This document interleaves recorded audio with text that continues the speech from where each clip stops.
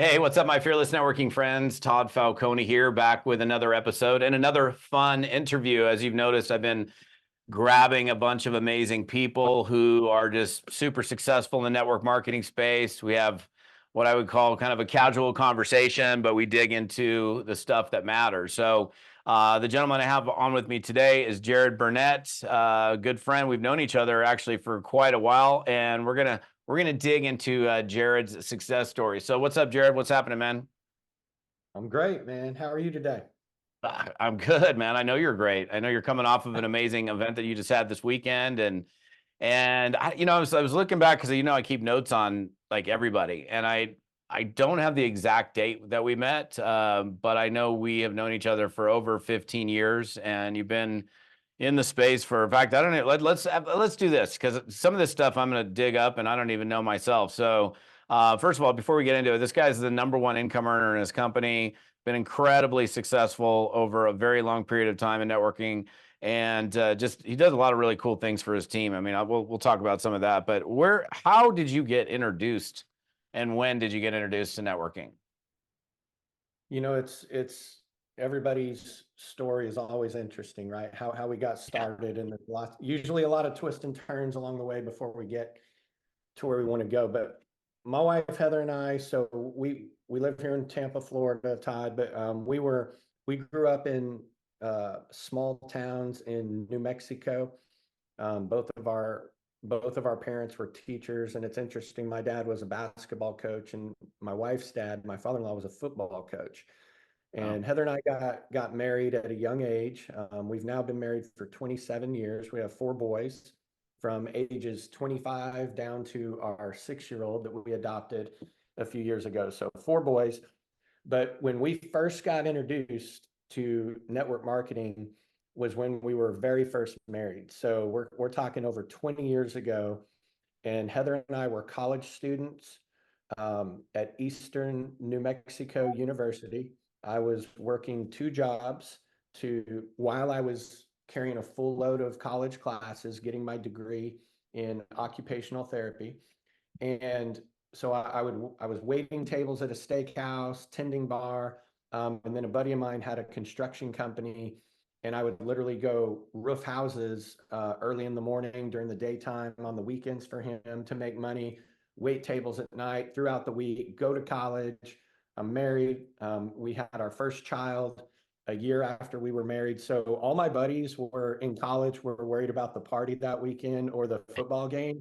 And I was the guy that was working my butt off to try to buy diapers, right? And yeah. get through college. And really, I didn't know anything about this industry. And someone contacted us and asked us to take a look at it. And before that, my wife had a very short stint with Mary Kay Cosmetics. So someone sponsored her into, that cosmetic company, and she did a little bit, but then when we moved to a different town, it just kind of dissipated, and we were very young and we didn't know a lot. And so, but the first time I was contacted, that's where I was at in life, and someone called me and they asked me to jump on a conference call. Okay, so my first exposure was dialing in and listening to a conference call, and it was not the company I'm involved with today, but I heard all these stories and of people making stupid money, and I had never heard anything like this. I didn't know what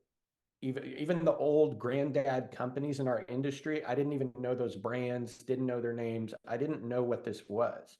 So when I first heard it, I was excited. So I didn't have any skepticism right off the bat. I was excited, and scraped up a little bit of money because we didn't have a lot of money. We're starving college students just trying to work our way through college, raise our baby, and um, bought a little bit of product, signed up in a company, and that's how we got started. And what's interesting, Todd, is we would listen to calls, and we would do things that we thought we needed to do to be successful, of what our own ideas in our own head were, which when I look back and think, I'm like, what was I thinking? But, and I try to keep that perspective for new people coming into my business, because we were doing everything that you could say to do wrong of what I would teach someone, that's what we were doing. But we were doing what we thought we needed to do to make money. And and I remember we ended up going to an event in Dallas, Texas, and it was, the company was hosting a convention, that company we were a part of, and we learned a lot, but it was very a lot of the teaching and training was pretty shallow. It was a lot of recognition and celebration, and I was like, my notebook, my pen, just hungry for people to Ready. teach, me, like, what do you really do to be successful? And we kind of came out of that event and like still not really knowing, like, day to day, how do I do this? What are the words? I wanted to know everything from the top people. I want to know, okay, you're making all this money. What are the words you're saying? How do you tie your shoes? Do you tie your left shoe first or your right shoe first when you get up in the morning? That's the kind of hunger for success, of wanting to know how to build this business that I had, and my wife as well. And we were very fortunate that one of the top leaders, that we were in his organization, but in that comp plan, we were just so far down, it really didn't, we didn't affect his pay very, very much, or at all. But he had, out of the kindness of his heart, he invited us to be a part of a training, and we went to his house and to a 2-day training. He called it a boot camp, and it really changed my whole life and the future in my career, and set me on a path here. And he really just challenged us and said, hey, because we were working hard doing what we thought we needed to do, and we weren't making any money. But he asked us this question. He said, well, how is your way of doing things working for you? And that statement, really changed my life. And he said, from now on, he said, how about you only listen to people that are in a position of where you want to go?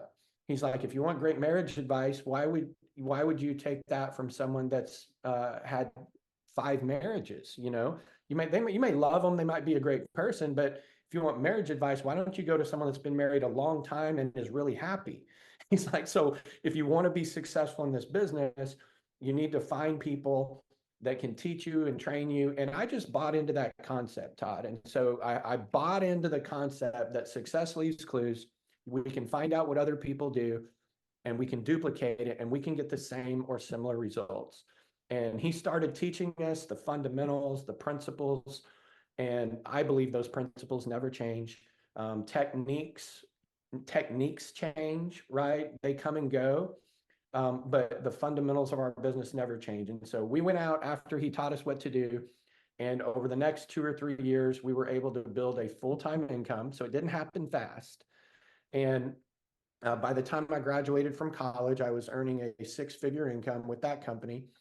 That company, Todd, it went through a lot of changes, went through a lot of, the founder of that company died, passed away. And a lot of the leaders were kind of in turmoil, and they went through a lot of presidents, a lot of ups and downs. And the reality is this, is I was probably not mature enough to handle a little bit of ups and downs. And I think that happens a lot in our industry, because in life, there's going to be ups and downs. And so I didn't really quit and jump to another company. I just kind of stopped putting my time in there, and I went back into traditional business, in the wireless industry. So brick and mortar retail stores. And that's what I focused on for a number of years, because my brother was making a lot of money in that industry. And I said, well, I'll go get involved in that. So got involved in that. And then in 2007, 2008, there, as everyone knows, there was a major downturn in the economy. Our wireless stores were suffering. And my wife and I had gone through all of our savings. We were literally on the verge of losing our house, 4 months behind on our mortgage. Look, speaking with the bankruptcy attorney, because my traditional business was failing. And that's when we got introduced to the company that we're with now. And it's like from day, and I told my wife, I said, look, if I can find the right company in the direct sales and network marketing industry, and it's not, let me restate that, not about a company. I just said, I need to find some good people I want to do business with that run a company. some products that are solid, that like, I wasn't looking for the shiny penny. And I think a lot of people, that's kind of what they're out there looking for. I was just looking for a good opportunity that was solid, and some products that were good, that if I got people started on them, that we could hopefully retain them, and a solid comp plan. And I said, I just need something that's solid, and I'll go to work and I'll build it. And my attitude, Todd, was I don't care how long it takes me, because I know if I start walking in this direction, I'm eventually going to get there. You know, I live Yeah. in Tampa. I live in Tampa, Florida, and if I walk out my front door right now, I know that, you know, Kissimmee, Disney, Orlando is about 65 miles away. So I know if I walk out my door, if I just don't stop walking, eventually I will get there. And so that was kind of my attitude when I started in this company that I'm with now and have become the top income earner in. It was just an all-in commitment that I don't know if it's going to happen fast. I don't know if it's going to happen slow, but I know it's going to happen if I just keep putting one foot in front of the other. And Yeah. so we went out there, and you know what? We built a six-figure income our first year. And my goal, Todd, was when I launched, and I actually set my wife and kids down on the couch. Because I know how powerful and how important it is when you start to launch. And what's cool is people can relaunch their business at any time that they choose to. I've had to do it many times. And so, but I remember launching and sitting my family down on the couch, and my three biological kids were with us then. My youngest was a baby, and so literally he was on the couch in the little carrier seat. And I said, everybody sit down. We're having a family meeting. We call it team meeting at our house, Burnett team meeting. And so I sit down and I said, listen, I told my wife, Heather, and I think my oldest two were a little bit able to understand. I said, listen, the next 90 days are going to be crazy because dad is launching a new business, and I may not be able to do this. I may not be able to do that. It's going to get crazy because I'm going to launch something. And here's my goal. Some people think it was like this crazy lofty goal. I wanted to show my opportunity to expose 90 people in 90 days. Okay. And I knew it's going to take a lot of phone calls or a handful, maybe 3, 5, maybe 10 phone calls a day to get one person each day to actually sit down and take a look. But here's one of the keys is I wanted them to sit down and look, whether it was face to face, whether it was on a phone call, but I wanted their full attention for 20 minutes to really evaluate what I had. And maybe it's for you, maybe it's not. But that was my goal, because I knew if I do that, I'm going to get enough people that will join. And Todd, it ended up being like 6 or 8 key people. And I did not hit my goal. I didn't hit 90. I showed like 70 something people in the first 90 days. And we got a lot of people said, hey, yeah, I want to, after I showed them opportunity, hey, yeah, I want to be a customer. I'll use your products. But there was like 6, 7, 8 people that wanted to build a business. And so that was my team. And I focused Wow. on those people. We duplicated. And at the end of 12 months, I was earning over 25,000 a month.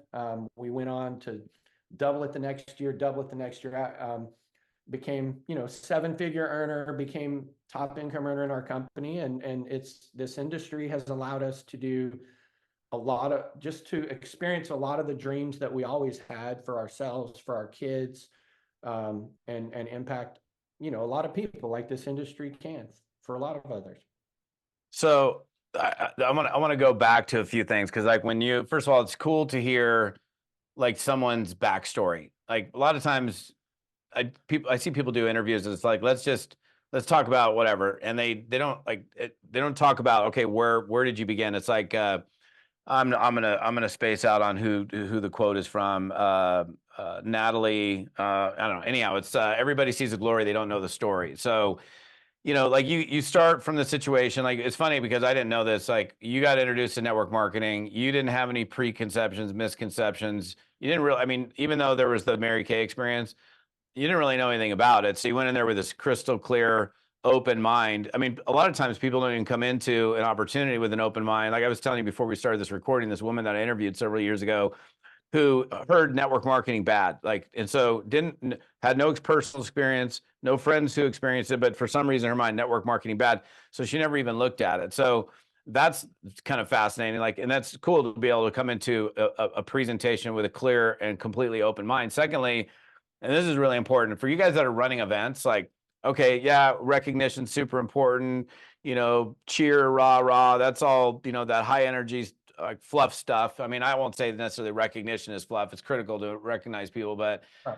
like, Yeah. here's a guy sitting in the room who's like starving for what to do, like, and how to do it. So if you're running events, you can't be running an event where it's just a bunch of accolades and no meat. It's like there's got to be meat on the bone. It's like one of the reasons I do what I do. I mean, I'm not a motivational speaker. I just got off a Zoom with a company out of Mexico that wants me to bring me in, and I'm like, hey, I'm not a motivational speaker. If that's what you're looking for, that's not what you're going to get. If you want a guy that's going to teach your people how to make money, the how-tos, the actual application of what to do and how to do it and how to say it, that's my specialty. So just a kind of little note to self. And then secondly, like one of the things that you said, this whole idea of coming into a company and decide, like, I don't know how long it's going to take me to get there, but I'm not going anywhere. And how many people come into this business where they don't, sometimes they give them, I'm going to see what happens in 6 months or 90 days. And, if they haven't met their desired, objective, they're toast. And a lot of people just don't even know what that number is. And by the way, and it depends on when this gets viewed, but this is funny. And I want you to make sure you catch this Christmas. So there's a great lesson, these, there's a one of those claymation shows that comes on every year. Santa Claus is coming to town, right? Yep. It was the mean winter warlock, and he captures Kris Kringle with that scary tree that we all see in our nightmares. And I was sitting there about probably 12 years ago watching this on the floor with my kids, and I'd seen that since I was like a little boy, but because I'm now an adult, I look at the lessons that are in these, whatever you're watching, and it was this huge epiphany. And there's one of the biggest lessons, which you actually talked about, which is you put one foot in front of the other, right? And you'll eventually be at the destination, whether it takes you 2 weeks, 2 months, 2 years. But I remember sitting on the floor watching that presentation, and like my hair started standing on end because, here's Kris Kringle being captured by the winter warlock, and the guy's like, I can't change. He goes, no, you can change. Anybody can change. All you have to do is put one foot in front of the other, and then this whole song goes on. So, the idea of like putting meat on the bone is so important. The idea of, planting your flag in the ground. And then, the other thing is you being coachable, like you were doing what you thought would work for you, and clearly at that point it wasn't, and you finally went, you got in front of somebody who knew what they were doing, had skills, had experience, and basically said, dude, just do it my way, do it the way that's been proven by people that have already made money. And so many times people come in this business and they want to do it their own way, but they don't even have a way, and it's nuts. So I want to get into some mechanics with you, like, okay, And let me say you've made something on that, Todd, yep. real quick, because something you just said, like, it made me think here's what consistently nowadays amazes me is, and maybe it's just because the mindset that I came into this, what I just told you, but is that people, it amazes me that people don't come into this with that mindset of, here's someone that is successful, has proven results, and they're not hungry to maybe know exactly what those people are doing and how could I follow that to a T. It really blows me away that people don't come to the table with that mindset. Yeah, I mean, I mean, we can sit here and ponder on that all day, but people people come in and they want to do it their own way, like I said, and they don't even have a way. And so for those of you that are watching or listening, if you're catching this on the podcast, I don't care what company you're in, there's somebody that's already winning in your company, and if they're winning, they had to do something to get there. I would just simply, follow the lead of other successful people. Like if you wanted to get ripped, I mean, yeah, okay, diet and exercise, fine. But if you wanted to get really ripped and you're a dude and you want to have 8% body fat, you're not going to follow some chunky dude around. You're going to find somebody who's 6%, 8% body fat, and he's going to go, here's exactly how I did it. And then if you were to just follow that plan, It might take you whatever it's going to take you, but you'll, like you said, you'll eventually get there. But, I mean, the human behavior is fascinating to me. It is. People come in and do their own stuff and have their own thoughts. And, this is a people business. So we got to deal with all these different personalities. I mean, being coachable is one of the greatest qualities. Being, the way I always put it, being inquisitive, being curious, wanting to know, those are all amazing qualities. And never fear asking someone like, hey man, dude, I don't understand, like, which video am I supposed to be, like, we got a bunch of different videos. What do I put them in front of, this video or that video? What do I say to a person? Like, those are all legitimate questions. There are no bad questions when it comes to asking your upline or an expert, like, how do I do this? And I was just like you, man. When I started, I was hungry and I just wanted to know how. I mean, I saw that people were making money. Well, how did they make the money? You know? Mhm. And it has to be beyond, oh, well, they just talk to people. That's BS. That's like too surface. Well, what did they say? How many people did they talk to? What did they do when they talked to them? So you've made millions of dollars in the business, and we met many, many years ago. Like, I don't even know. It's probably 15, 20 years. And I remember some of eight, our early eight, conversations. 18, 19 years ago. Wow. Yeah. So, this audience is hungry. The audience that I have here, they're hungry to know how to win in network marketing. So I want to get into and you guys all know I ain't about the fluff. It's all about, like, let's get down to business and let's talk about how you do what you do. So you go into, now, did you, in the previous company, you obviously made money. You, for whatever reason, there was a bunch of changes. Let's actually talk about that for a second, because you you said you weren't emotionally not able, but you probably didn't handle the ups and the downs, the swings and the shifts the way that you would today. Like, looking back, if you were to have dealt with that situation with the level of maturity and experience that you have now, what would you have done differently? Well, and all of our paths, I believe a lot of things happen for a reason. And so I just trust that that's what was supposed to happen to me for my path where I am today. But had I stayed and been more mature, I think I would have eventually became one of the top income earners in that company. Um, because, success, a lot of times, Todd, it's about just continuing.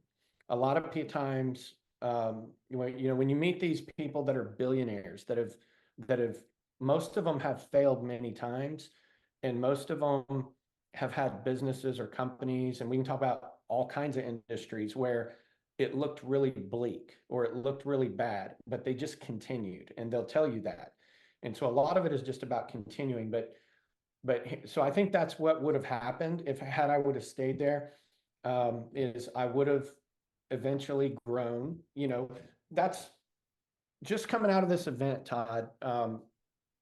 One of the things that I shared with people on Saturday at this event we just hosted in Dallas was, I don't care who you are, I don't care your degree, how much money you have or don't have, who your daddy is. This is the ultimate leveler industry. And no matter who you are when you come here, if you're going to win and you're going to be successful, I think the number one commitment that people have to make is they have to make a choice and a commitment that they are going to grow, that I'm Yeah. going to become more, and so that I can attract more. I firmly believe that, I'm all about making a lot of money because we can impact so many different people. The more wealth we can build, just whether it's for our family, but then when you truly build wealth, you're able to then take your eyes off yourself and you start to impact other people and make a difference in other people's lives and in the world. But at the same time, I'm highly financially motivated, but I believe that God is more interested in who we become in the process, in the pursuit of that money. And the reality is every person that I've seen go from point A to point B and become very successful in this industry, they are different people today than when they started.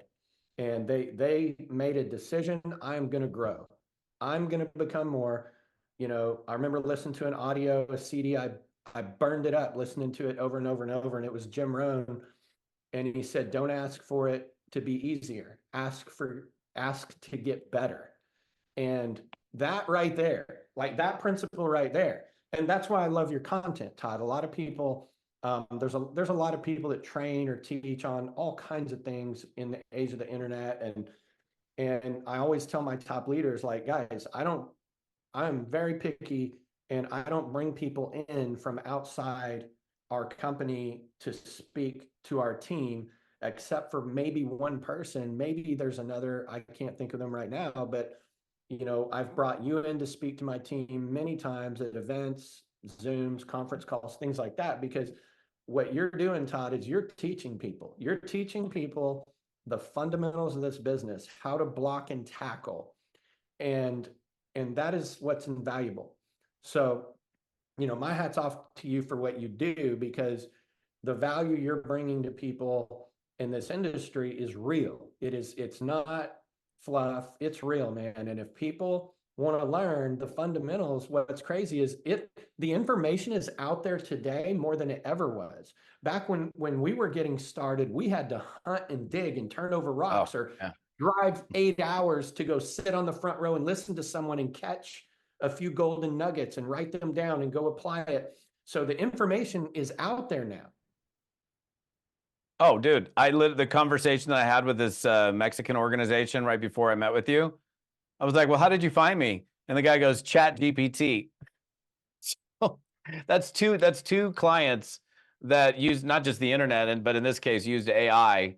I spoke for 1,500 people in Dallas a few months ago, and I was like, how did you find me? She goes, I went on to Chat GPT and looked up best network marketing trainers, and boom, I came up. So when you were asking me something else, I thought about something, Todd, that I want to make sure your listeners hear. So I really believe that I told you I wrote a book recently, and it's about principles, because I believe success is about like these philosophies and principles that you really buy into. And I think the world, there's this microwave society. Everybody wants something quick. Everybody, it's but it's like we're not teaching our children in this culture today that there's massive value in something called earned success. And the happiest people are people that have actually earned their success versus people that got lucky, okay, or someone that wins the lottery. And so, but one of the principles of success that I believe, and I shared this on Saturday at my event, Todd, that the number one principle that I believe God taught me in my career, okay, so this is big because I've learned so many things, but the number one principle is it's the idea that action attracts success, okay? And this is a principle. And yes, we have to be learning to do the right actions, but if you get into action, what happens is then you can start to turn the dials and get better and better and better and perfect it, right?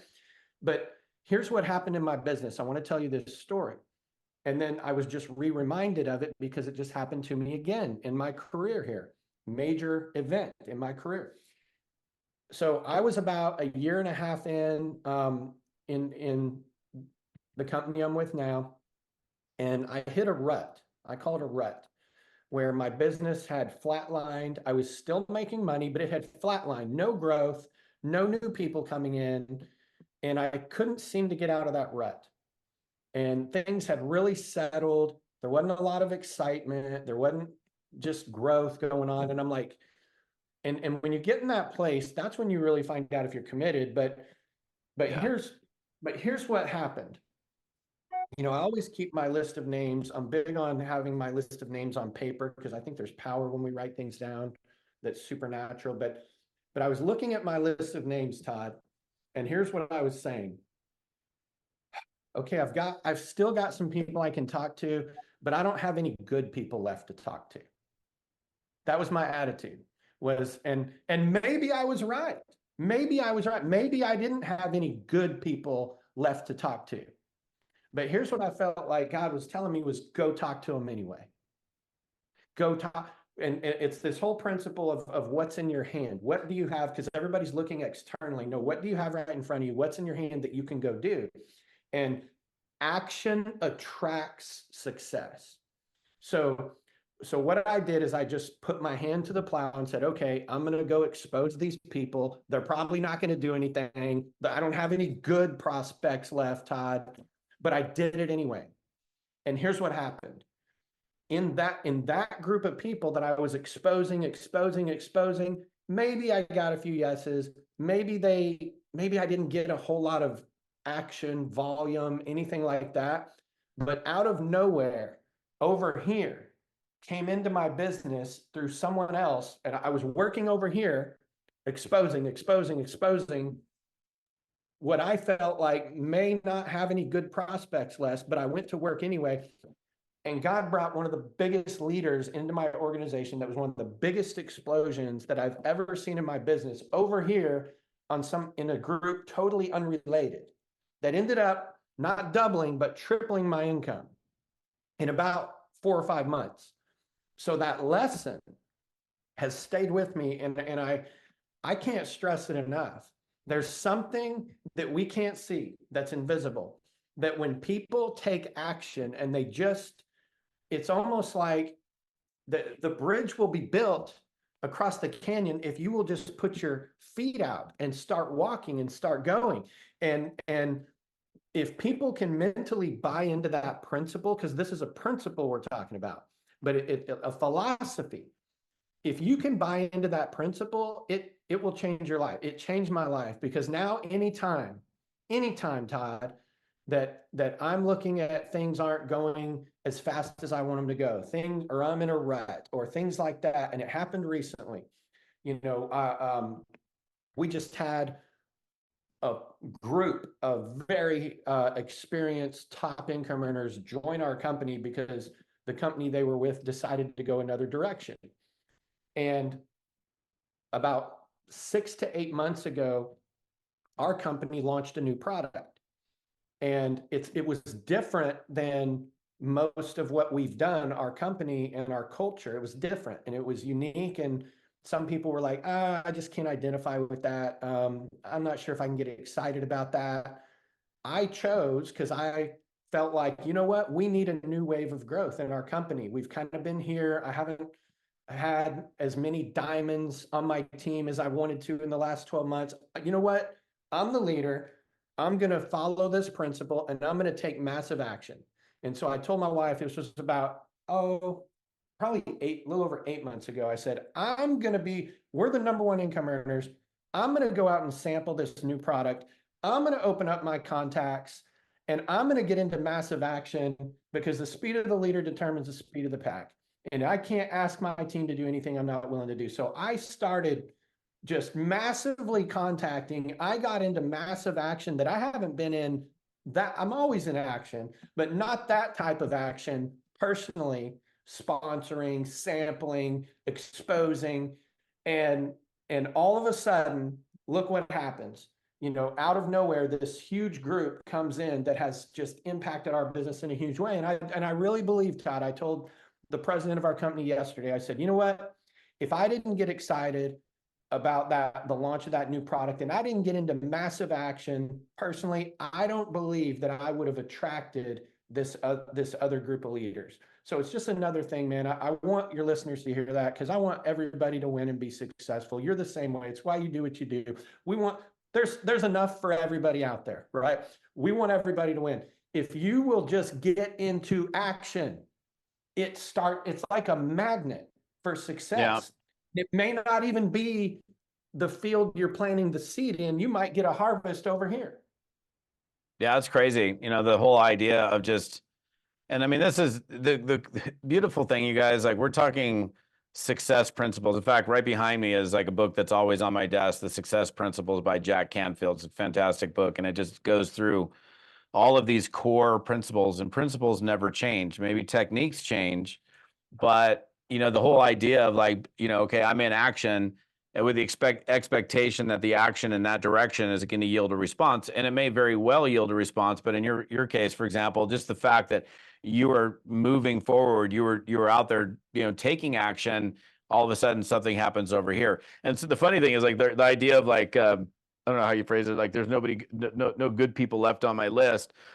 Well, the other thing, what's the cliche phrase? Oh, every dud knows a stud, you know, which is true, right? So I guess it's not necessarily cliche, but it's one of those phrases that I guess as network marketers we probably heard over and over again. But you just never know. And like the thing about action is you never know. You don't know what it's going to lead to. If you just go on some faith that if I consistently take action, the right kind of action. And by the way, when we're discussing action here, we're not talking about how you went out and posted 76 times on Facebook and then put your feet up on the desk and waited for something to happen, right? This was you're flipping rocks over, you're exposing, you're inviting, you're sampling. And it may have And come from that I direction. want It to may very well. I want to take it one step further, because when I think this is important for your listeners to hear, Todd, when my wife and I became the number one income earners in our company, the VP of sales called me, and we had all this momentum. We were now the number one earners, earning a seven-figure income. And he said, we ran some reports because we wanted to see what you do differently. Because there was a lot, we were not the first people in the company. Yes, we joined in the first year, but there was a lot of people making more money than us. There was people, and here we come out of nowhere, just we're building, building, building. And he said, here's what we realized. He said, number one, you guys are not the top recruiters. He goes, you recruit people, but you're not the best. There's people that are better than you at that. He said, number two, you're not the best at bringing people in on making an investment in a bigger package of products. You're not the best at that. He said, yes, you bring people in, but not everybody. So you're not the best at that. He said, but here's what we identified that you guys do really well, and what we do better than anyone else at that time when they were looking at these numbers. And here's what it is, Todd, is when I sponsor a new person, I like to say it like this: I stop the world. The world stops. And I call it slow down to speed up. I'm going to invest time in that person now to launch them. And to me, launching them is helping them get 2 wins. If I can help them get 2 wins, okay, and it might be a customer, it might be a distributor. I really try to get them 2 distributors because of our comp plan really requires that they get 2 people to start earning. So it's like that becomes the most important thing in the world. When I personally enroll a new person and I just lock on, and I'm going to do everything I can to help them get 2 people if they're ready to take action right now. And what does right now mean? Today or tomorrow. This is a today or tomorrow business. This is not a next week on Tuesday we'll get together and launch it. Next, I'll make a note and I'll call you back next Tuesday, but this is a today or tomorrow business. So what we've done really well is, and I call it, it's getting the horses out of the gates. Okay, if you've ever watched a horse race, or I love the Kentucky Derby. I love it because it's just all this hype and it's such a big deal, all this pageantry, and we get these. And if you've ever watched the Kentucky Derby, it's the hardest part of the Kentucky Derby is getting the horses into the gates to get them out of the gates. Okay, you could have the greatest racehorse in the world, and they might not get out of the gates, okay, and they lose the race. So if we can just get the horses into the gates and swing and get them out of the gates, here's what I learned, and I'm going to define what that means in our business. What I learned is if I can get the horse in the gate and just get them out of the gates, they will actually run the entire race if we just help them get out of the gate. So a lot of times it's just helping those people get the first win, and then they'll take off and start doing a lot. And so a lot of people don't understand this. It's another analogy is I love the movie Kung Fu Panda with Jack Black. If you've got kids, Kung Fu Panda, Jack Black, he walks up to this staircase, and there's this huge mountain, and he's overweight and big fat panda, Jack Black, and he looks at the staircase, and the guy's telling him, you got to go all the way up there because that's where like the guru is. It's going to teach you the kung fu and all that. And Jack Black looks, he's fired up, and then he looks at that staircase, and he looks all the way to the top, and he just takes a deep sigh, and he's like, oh, and it's like he doesn't even want to start. And so a lot of times in our business, I feel like what people are doing is they're trying to show people the entire staircase of what it's going to take, and people don't even take the first step. And it's our job as leaders, if we're going to build an organization and we're going to help people build an organization, we're not just talking about sponsoring someone, build an organization that product flows through. We have to help them, take them by the hand when they're new and help them take that first step, man. Because if we can just help them take that first step, a lot of times, Todd, I've seen it over and over, they'll take off running up the mountain. They'll run up the rest of the way on their own. But the hard part is we got to help them get out of the gates. We got to help them take that first step. And I think that's something that my wife and I just are aware of, and we do a really good job. And if someone's not willing to take that first step, we say, listen, we're here to help you. You give 100%, I'll give 110. But I got to go work with someone else right now that's ready to go today or tomorrow. So call me when you're ready to go.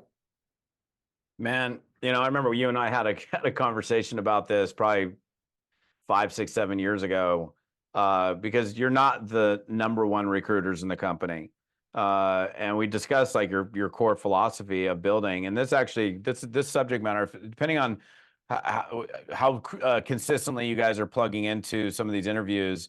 I had a conversation with a woman a few weeks ago who, in their tenure, I think the total amount of people that they sponsored was like 65, which, they were there for a long period of time. That's not a small number, but it's not some monstrous number, because I know people that have sponsored, well, actually the better term, they've recruited 3, 4, 5, 600 people, and they have way less to show for it than somebody who, sponsored, whatever, a much smaller number. So that's like this whole idea of launching, of starting, of getting them out of the gates. And like that whole analogy that I'm gonna have to go back and watch that Jack Black. I don't even recall that, but like I can visualize this fat panda sitting at the bottom of the stairs and looking up and going, I'm never going to make it up there. That's so far. But if you can, it's like that one step at a time. And if you get that first success, that second success, if you can, and the other key words like that you said, like you help them, you work with them. It's not like you're pointing your finger and say, go get them, champ. Like you're involved in, and that's really that's the difference between recruiting and sponsoring. One of my mentors said, and this was the greatest visual, he said, Jared, we have to take them by the hand. Okay, because when you take someone by the hand, we're not telling them what to do, right? When we think about teaching our kids something or taking them into a new environment that they've never experienced before, and that's really what we're doing a lot of times in network marketing. We're taking them by the hand and saying, hey, we're going to do this together, and I'm going to show you how this is done. And so, and I'm with you. I'm right here, taking you by the hand. And that's really based on relationship. It goes back to, can you build trust? Can you build a relationship? Do they understand that you're genuinely interested in them and their success? And if you do that and you establish that and you take them by the hand and say, this is how we're going to go get your first few people, and you slow down, then I just think people are going to see so much success, Todd, if they'll do that, take that principle, help these people take the first step, help those horses get in the gates and get out of the gates, and you'll have some race horses. Yeah, I mean, it's just it sounds so simple, right? I mean, this is, the other thing is like, you do all this work to recruit somebody. And then I realize like every comp plan, to reach the top of any comp plan, you got to recruit more than one. Okay. I don't know any comp plan that I'm aware of where you can put one and done. So the reality is, for you to hit a top rank, it might be 5 personally enrolled, 10, 12, whatever it might be. But you're never gonna, you got to be able to recruit, because if you can't get out of the gate yourself to go put customers in, put distributors in, you're not going to be able to deal with any of the other challenges. But you got to slow down just enough. Like the whole concept, slow down to speed up. It's like, I've got you in, now what? And that person is saying to themselves, really, I'm in, now what? And so actually that kind of plants a seed in my head, because I know you, like I've seen your team support websites for years, and what you provide your new representatives who want to build. Like, what are some of the key things that you do in like, let's focus on the launching process. Like if you're going to launch me in the business and I'm ready, so it takes a willing participant, not next week, not 2 weeks from now. I'm like, hey, dude, I came in, I bought a pack, I'm ready to roll. Let's go. I want to make some money. What are some of the steps specifically that you take to get me up and running? Yep. And so, and I want to make sure I say this in a way that's going to apply to everybody because the principles are the same. So it doesn't matter what company, doesn't matter if you're working with a product service, doesn't matter. When I have a new person, and we actually have a little one-page document, but honestly, you could do this with a blank piece of paper. But one of the first things that I want them to do is, number one, I'm going to talk to them about communication before we even put down names. And I'm going to say, look, your success here, a lot of it is about communication. And if we don't communicate, it's not going to work. And so we have some tools, some things like that I'm going to get them plugged in so that they get communicated, okay, from our team, from their leaders, things like that. We have a text that they can get, things like that. So communication, number one. But then I'm going to ask them to write down 10 names on a piece of paper. And back in the day, Todd, I would try to get people to make a list of 100 or 150. And the reality is if they are going to go climb this mountain, eventually they're going to have to sit down and make a big list. But we're talking about just getting these horses out of the gates, getting them some win success. So now what I do is I have them make a list of 10 names and on paper. And I'll ask this question because sometimes people come into our company because we are a health and wellness company and they're thinking of their sick Aunt Susie or the fitness, the bodybuilder at the gym or things like that. Their mind is not thinking of the right people. And those people might be good people, but what I'll ask them this is, who do you know that's business minded? Who do you know? Or here's even another one that's very vague, but it brings to mind the right people that we want to go after. I'll say, who do you know that could be good at this? Okay. And so business minded, who do you know that could be good at this? Let's make a list of 10 names.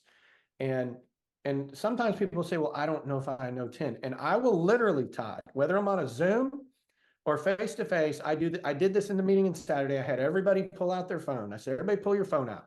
I said, go to contacts, scroll to the bottom, tell me the numbers. And people are shouting out 1,300, 2,500, 4,000. People have literally hundreds and hundreds or thousands of names in their contact list. And so I'll say this, I'll say, listen, if you've got 1,500 people in your phone and we can't write down 10 names on a piece of paper, this business might not be for you. I think our products are, or our services, but this business is probably not for you. So, I just try to get them to write down 10 names. And then what I'm going to do from there is we're going to teach them a couple different ways to contact and invite those people to take a look. That's all we're doing. I'm going to teach you how you can contact them, some words to use, some scripts, and they're more bullet points. I believe with what we're teaching, because I don't want someone to sound like not like them. I say, look, and so I'll even go over it with them a couple times. Like, this has got to be real. It's got to be you. It's got to be authentic. But scripts do work, especially if you kind of make it where it sounds like you. So we're going to contact and invite people to take a look, and then we're going to either one of our regularly scheduled Zooms that we have or meetings, or it could be a private Zoom that they're doing with their leader. Like if I'm sponsoring you, I might do a private Zoom that night or tomorrow night with you and your first one or two or three people. I believe there's no substitute for having a healthy number of one-on-ones, two-on-ones in your organization. If as leaders, Todd, here's what happens. I know we're focused on launch, but this made me think of this. As leaders, when we start building a team and you have a team, a lot of leaders start to try to lead from up here, okay? Instead of getting down below people and building the fire, because fire burns up. And so what leading from up here is like mass communicating out, making a post to everybody, hey, we're doing a meeting or we're doing a Zoom next week. everybody bring people. And these are not bad things. These are things that should be going on. There should be group stuff going on. There should be large Zooms, meetings, conference calls, however. But if that's all you're doing, I teach people on my team that regularly scheduled things that you can plug people into that are big events, calls, whatever. That's a safety net so that there's always something there and people don't have an excuse, that there's something there you can plug people into. But if that's all you're doing as a leader, you're not really leading your people. You're leading from up here, telling everybody, just bring people, I'll speak, and then you guys do the rest. As a leader, I want to get underneath and have one-on-ones and two-on-ones and real conversations with other human beings that we can answer their questions. We can overcome any objections because maybe their mindset is not right about this business. And you just can't do that if all you're doing is these large Zooms and meetings and you're leading from up here, just shouting at the people. Yeah, that's I mean, the fire burns up, right? So you're not gonna, that's the whole concept as well. Like when it comes to building explosive volume, you don't start at the top of the organization and then try to feed the rest of the information from down to the rest of the organization. I was taught, I don't know, probably 35 years ago, if you want to light an organization on fire, you go from the bottom up. Help that bottom person get to that next rank that they're so close to, which is going to push volume up from the person just above them. That one's going to make them that much closer. And this is a totally different subject we probably don't have time to get into today, the whole idea of like lighting a leg on fire at the tail end of a month. And I mean, I remember the first time I did this, it was like, I remember the volume amount was not big, it was like 13 grand, and it was like the 25th of the month. That was a total group volume. We finished up at like 65,000, and that was within 5 days. You know, that might not seem like big numbers, but going from 13 to 65 versus going from 13 to 13.5 is significant numbers. And that has everything to do with what you're talking about here, lighting it from the bottom up.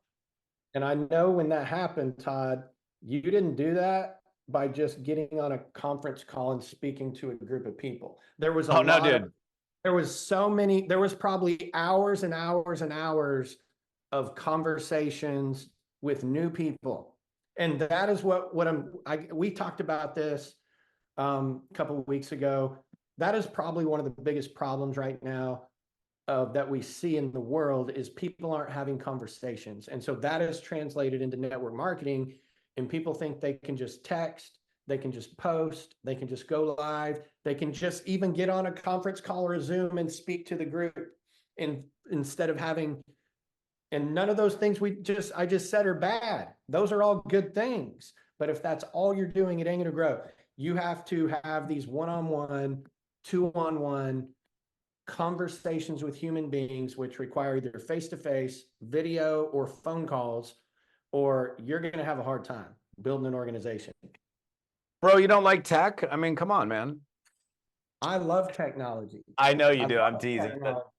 And so, but it's just, you know, it's like, I heard this song the other day and it was, you know, it was an EDM song. I love EDM music. And the lady was singing and she said, everyone's connected, but no one is connected.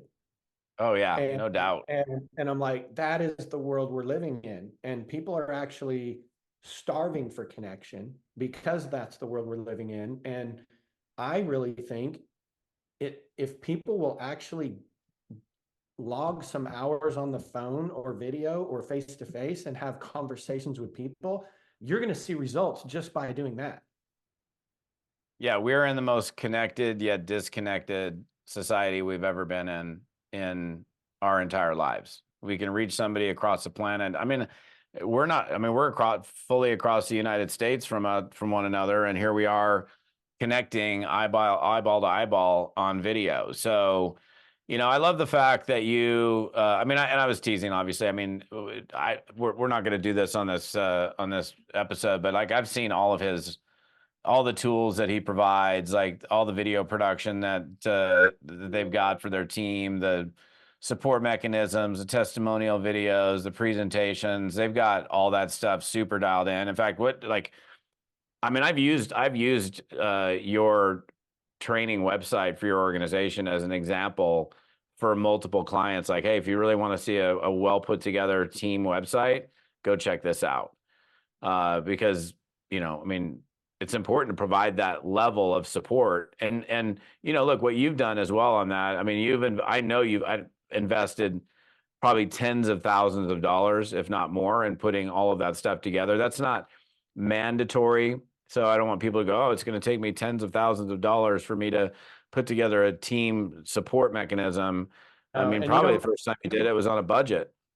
in the beginning, Todd, we did it for less than $30. So in the Yeah. beginning, I went and bought a domain name, and a little company that for like $15 you could kind of do your own little website, but it looked like Craigslist. So it wasn't pretty, wasn't cool, but it was just a hub of communication for our team. And I'll say this, if I had had a leader above me that already had a system in place, I wouldn't have even done it. I would much rather have plugged in to what they were doing and just like because it's really not my personality to be that, but there wasn't that. So we like, look, we need to create a system and a team site so people can communicate, people can get the basic tools to teach, train, develop them, because no one had done it yet, and no one above me had done it yet. So it started very very simple, very affordable, and it grew as we grew our income and our business. And that's another lesson right there. You don't need to come in here and create your own. I mean, in your case you did, and in my case I've had to do that. But if I was like, if I joined you today and I was going to go build in the field, I would certainly not go start my own team support group. I mean, there's too much. It's so many hours and so much money invested. And, Todd, we just had, an income earner that has had months of income that are bigger than mine. So they built a large organization in another company, and they just joined my team. And they're ecstatic that they don't have to go build a system and a team website, because what it allows them to do is to come in and just plug in and just run. And so what I would tell people, in your company, there's probably someone above you.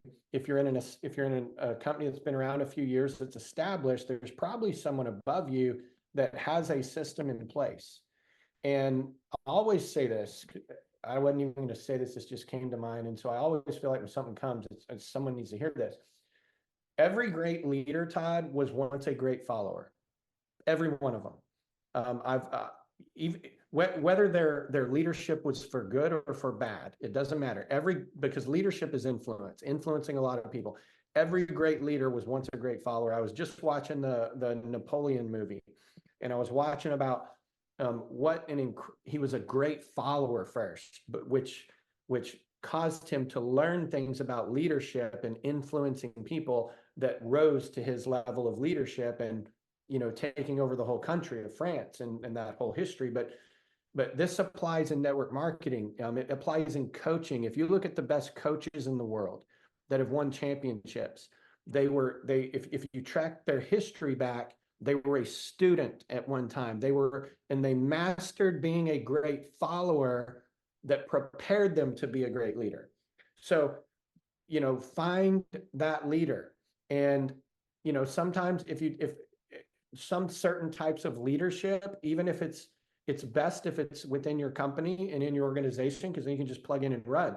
For some things, you might need to reach out for coaching on things like on this business, like what Todd offers, but also for leadership and things like that. So find great leadership, be a great follower, and that is an elevator to leadership, is being able to be a great follower first.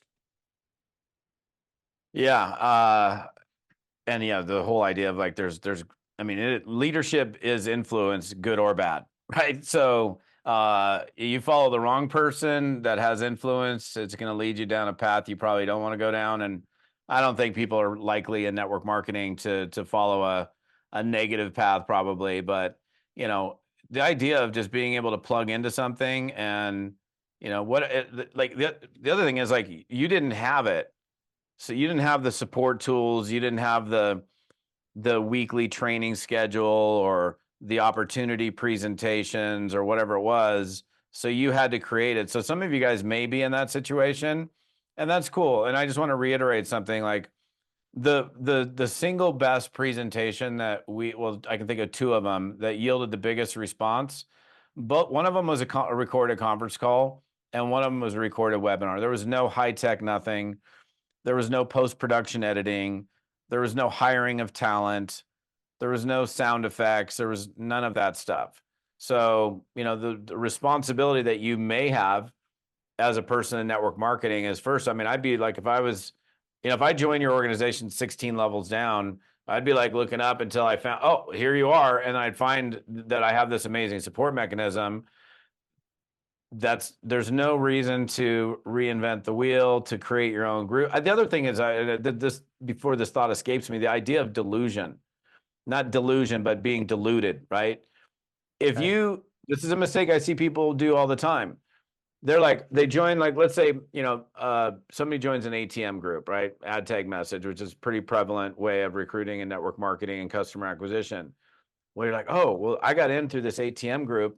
I'm going to go create my own. Like the reason that works is because everybody's following the same thing goes. It's a system, right? An ATM methodology is a system. And all of a sudden you're breaking up the system into smaller chunks.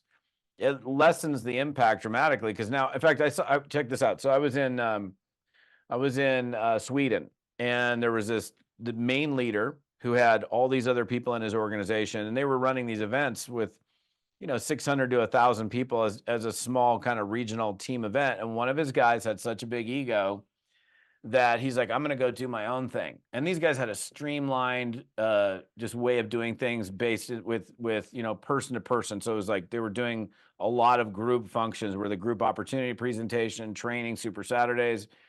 This one dude breaks off.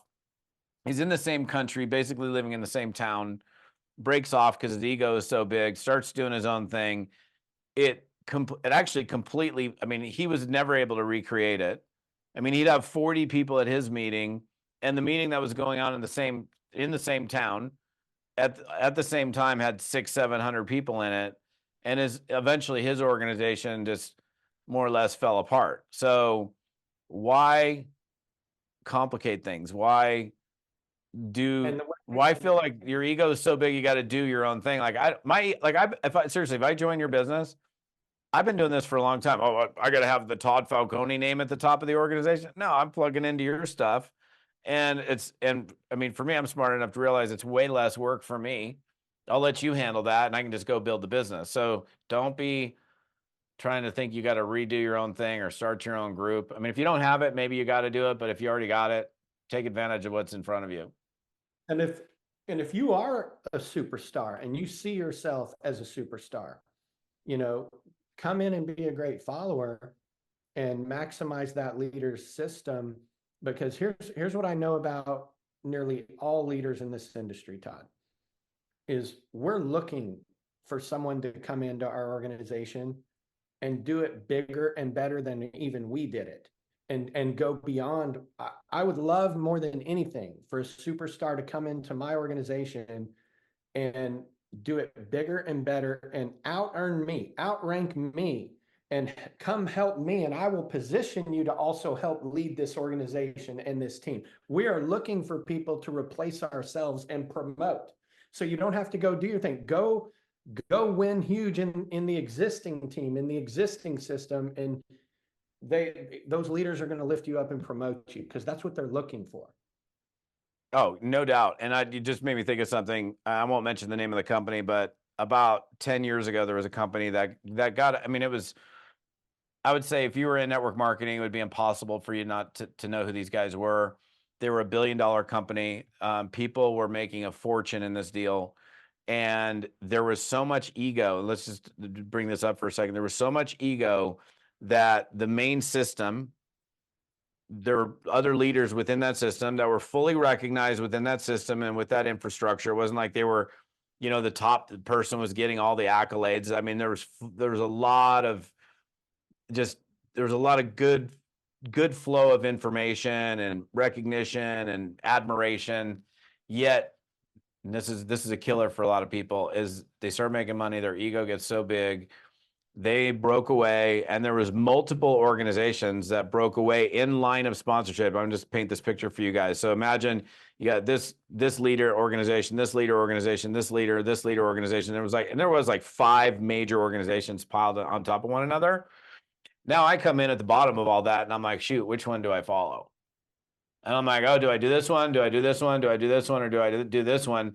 And I firmly believe, and I've talked to multiple former leaders in that company, that was one of the biggest reasons why that company failed, is because there was so much ego that it created confusion down in the depths of the organization, and nobody knew what to do or who to follow. And ultimately, that led to their demise. So ego can be one of the biggest crushers there is. So just plug in and play, man. It's not that hard. It's not that hard. Now, if the person's not being recognized, that's one thing. But I know for a fact, like, there was massive recognition taking place with these huge earners, and that just wasn't enough for them. They had to go do their own thing in their own way. And there's power in unity. There's Oh, power that you can't even see, because when you start to have these different, you see a large, powerful team, and now people start wanting to do all their own things, and you see multiple breaking away, and we're all going to do our things because we got to have this ego. Here's what those people don't realize, Todd, is they're actually hurting their team, because now their team is only exposed to this much leadership and success, versus if a new person coming into the organization, and we're all working as a team, is exposed to this much leadership and this much success, their belief elevates, their level of activity elevates, everything. It's just a multiplier. So I'm always for unity, and for people working together. And so, always work your best to try to do that. And, every now and then, sometimes there's personalities that don't, look, we're in the people business. And sometimes personalities are like oil and water, and it has nothing to do with someone being wrong or right. They just don't mesh. And so, but this is where you have to be a professional, and you have to be a business person and say, look, we're going to figure. Sometimes, Todd, there's been people I've sat down with and said, listen, maybe there's something you don't jive with about me, or the way I say something, the way I do things, but we've got to figure out how to play together in the same sandbox without throwing sand in each other's face. And here's what I'll say about that. Like, this is a principle for dealing with people in any organization, that the first time, you hear something from someone else, or this person did this or this or that, stop what you're doing, pick up the phone, go direct to the person, whoever the issue's with. Because 9 times out of 10, you can kill like 99% of all drama by just immediately picking up the phone, getting on the phone with that person. Hey, let's talk through this. But versus 5 or 8 phone calls that go around to everybody else, and now there's gossip, and now there's drama. Man, go directly to whoever there's an issue with, sit down, get a phone call, work it out, because 99% of the time, human beings can work stuff out if they're willing to just sit down and have a conversation. man, that's a golden lesson right there. That you're going to prevent so many issues from festering into something that you can't fix by. And so, and it's uncomfortable. Like, if I had to confront you on something, or we had to have a hard conversation, I'm not a confrontational guy. As much as you guys might think Todd's probably pretty confrontational, just because I'm pretty direct. I hate confrontation, but I don't like it either. I don't like it. I mean, nobody does it. I mean, I'm sure there's some people that probably, oh, I love to confront and get into one it. guy, he enjoys it. He enjoys the joust. But He can have it, man. But most people would rather not have to do that.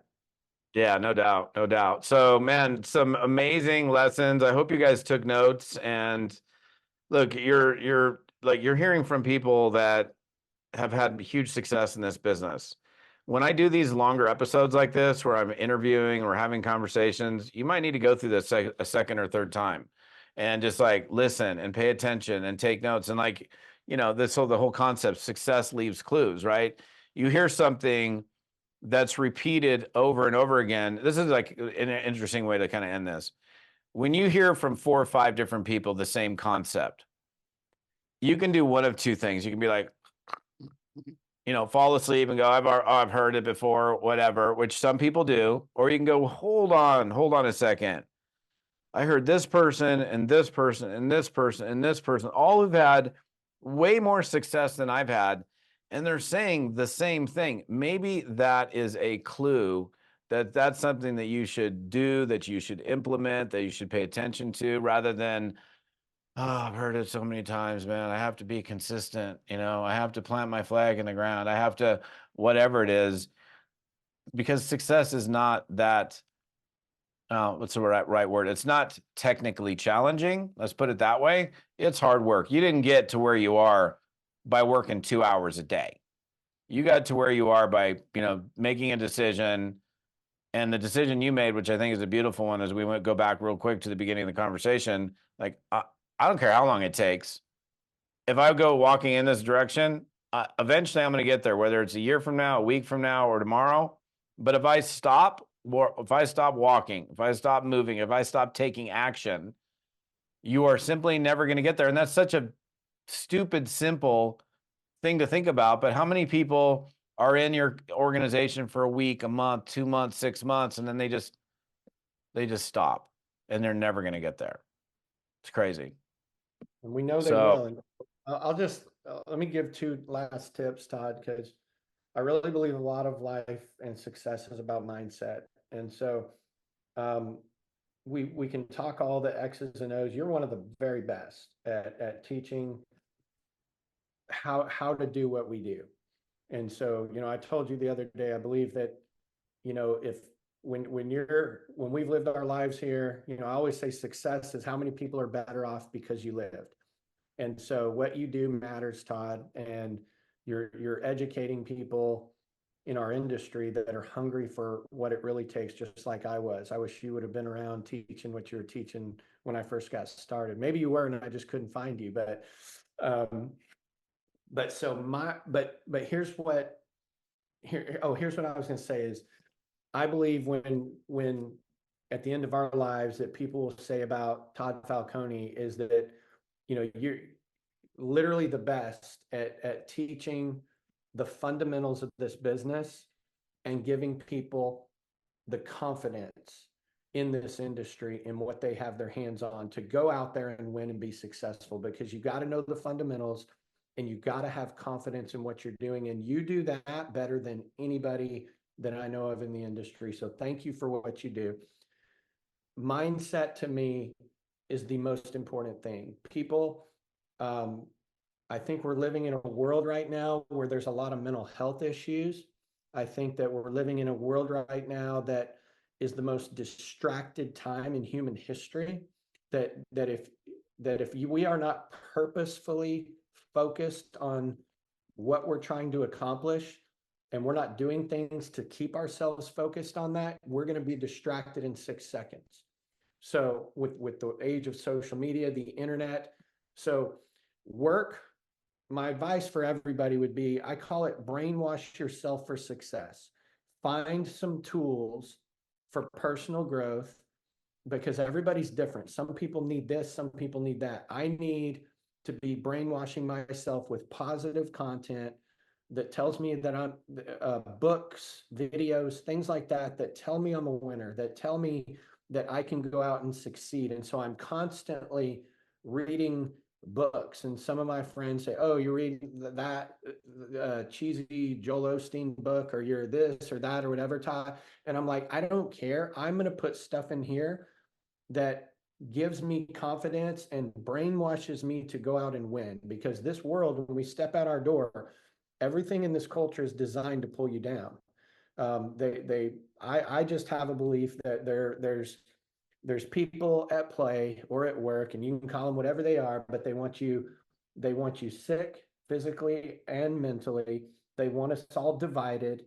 Okay. They want you broken in debt and literally like a peasant or a slave. And you're easy to control when you're all those things. But if you can go out and start to listen to things, read the right books, and start to brainwash yourself for success, and then start to speak it, to tell yourself, okay? Because the subconscious mind believes whatever we tell it. So what are you telling it? And and your self-talk and all of those things will eventually pull you to success, no matter what. So your mindset, and then just don't quit. It's not just don't quit, taking continual action. Because just someone that signs up in a company and says, well, I'm just going to sit here and not quit, well, that doesn't mean you're going to win. Yeah. You take continual action, because you will get better and better and better and better. And you will look up 6 months from now, 12 months from now, and you'll just be at a whole nother level in your skill sets, your mindset. So Todd, I can't say enough about what you do, man, and just our friendship. I appreciate you as a man, as a human being, and a husband, a father, everything you do, man. Love you, and thank you for having me on. Thank you, brother. And I'm so happy to have somebody actually use the brainwashing terminology, because I mean, to me, I hear like people use, oh, you're brainwashed. Brainwashed. I mean, why does that have to be a bad thing? The way you just put that, I mean, yeah, I mean, sometimes our brains need to be washed and cleaned with really good stuff. And so, brother, I appreciate you. I appreciate our friendship, which has gone on for a long time, and will continue to go on for a long time. And great nuggets, great information for my audience, guys. I hope you took notes as I finish all these. You know what? Like, you can hear all this stuff and you can listen. And I know knowledge is great. Sir Francis Bacon, way back in the 1800s, said knowledge is power. He's not here to argue with me, but it's powerless until you put it to use. So it's what you do with the information that matters. So take this stuff, apply it in your business. I want to see you win. We want to see you succeed, and we will see you on the next episode. Thanks for being here.